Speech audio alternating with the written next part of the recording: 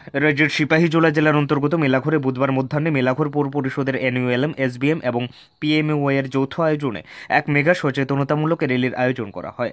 খবরে প্রকাশ, মেলাঘর পৌর পরিষদের উদ্যোগে স্বচ্ছ ভারত মিশন ও প্রধানমন্ত্রী আত্মনির্ভর যোজনার অন্তর্গত স্বসহায়ক দলের কর্মী এবং অন্যান্যদের সাথে নিয়ে একটি সচেতনতামূলক বর্ণাঢ্য র্যালি মেলাঘর শহরের বিভিন্ন পথ পরিক্রমা করে।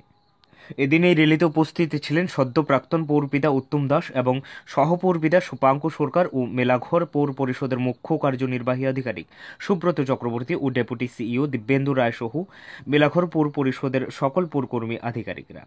মুখ্য কার্যনির্বাহী আধিকারিক সুব্রত চক্রবর্তী বলেন, মেলাঘর পৌর পরিষদের অন্তর্গত বাড়ি বাড়ি আবর্জনা সংগ্রহ প্রকল্পের আওতায় একটা ভালো সংখ্যক পরিবার এই অভিযানের আওতায় ইতিমধ্যে এসেছে।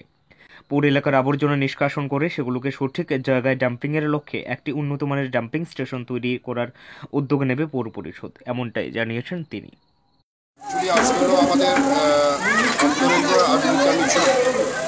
আমাদের পৌর পরিষদের অনেকগুলি আরবান স্কিম আছে, যেমন প্রধানমন্ত্রী আবাস যোজনা আরবান আছে, আমাদের মুখ্যমন্ত্রী স্বনির্ভর যোজনা আছে, আমাদের স্ট্রিট ভেন্ডার স্কিম আছে, আমাদের স্বসহায়ক দল যে 85টা দল রয়েছে তাদেরকে নিয়ে পাশাপাশি স্কুল, পৌরসভার প্রাক্তন যারা কাউন্সিলর আছেন, প্রাক্তন চেয়ারম্যান, ভাইস চেয়ারম্যান, সবাইকে নিয়ে এই বর্ণাঢ্য র্যালি।